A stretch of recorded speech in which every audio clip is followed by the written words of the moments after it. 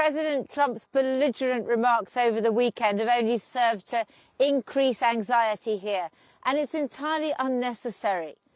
The Americans had 10,000 troops here and several bases at the height of the Cold War, and the Danish government and Greenlandic politicians have been completely clear that if the Americans are concerned about the Russian and Chinese threat, they could build that force up again.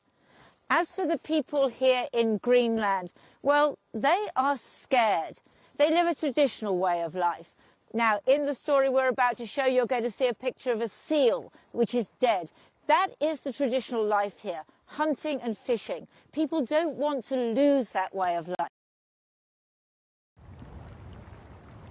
We need Greenland for national security and even international security, and I think we're going to get it.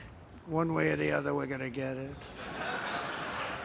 Surely the world's largest island, an autonomous territory within Denmark, and a fine piece of seafront real estate must be on the market for the right price. Trump says he wants to buy us like we were a common prostitute. I'm sorry to say that, but I got so angry. I think it's so disrespectful to the Inuit people of Greenland to be treating us this way, to walk in like we are uneducated, unknowing people who are primitive and would fall for whatever flash they were supposed to come with. And this land has added value. Beneath the snow and ice lie 43 of the 50 minerals and metals deemed by the US government critical for modern technology. They said it bluntly, why they're interested in Greenland, like critical mineral resources and also trading routes that are emerging due to climate change. So Greenland is smack in the middle of it. So it's a very geostrategic position for business, but also security. It's not just the fishermen who've noticed the ice melting earlier each year. Russia and China are also increasing their Arctic presence, but only the US has threatened to take Greenland. Seal hunting is a way of life. The boats may be better now, but this is a lifestyle that's passed down through the generations. Change is gradual here. A combination of fishing, tourism and a subsidy from the Danish government is what keeps Greenland going as it tries to modernise but retain its traditional culture at the same time. Now Greenlanders say they feel caught.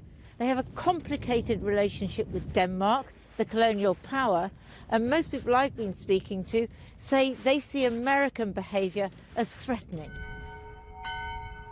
Sunday morning, and nothing disturbs the peace in Nuuk. When Danish missionaries brought Christianity to Greenland in the 18th century, they tried to suppress Inuit culture. These days, Greenlanders are free to practice their customs, but even though Greenland has self-rule, some resentment remains. I was in elementary school. We have segregated classes for Danish people and Greenlandic people. So there was segregation still, especially before all of this happened. Nobody in Denmark, basically, especially in the governments, in the political parties, but also the general sentiment, the majority don't really want to accept they have been a colonial power. But some say in this crisis it's time to forget the old bitterness. I trust Denmark because they have ratified treaties in the UN, like the treaties for indigenous people and preserving our culture. And I trust them also because they have always done right by us when they had to. And whenever we have had problems, whenever we had economical problems and such, Denmark has actually come to our aid. This weekend's annual dog sledding championship was partly funded by the US government, a classic use of soft power. But President Trump has refused to rule out using hard power. The cannons on a Danish warship in Nuuk harbour no longer fire. As a member of NATO, Denmark always thought the US would be part of Greenland's defence, while Greenlanders have been aspiring for independence. We haven't been an independent nation, but we're already tasked with dealing with high-intensive, day-to-day twists of international politics that we have to say something about? No, it's not time for independence. We don't have the economy for it, and of course we don't have the military for it either. And we never will have a military for that. Just 57,000 Greenlanders live on a vast snow-covered land. The US could have cooperated with Denmark and Greenland to build up its military presence here back to Cold War levels. But Greenland, like Panama and Canada, is part of Donald Trump's plan to dominate the Western Hemisphere, whether the people who live here like it or not.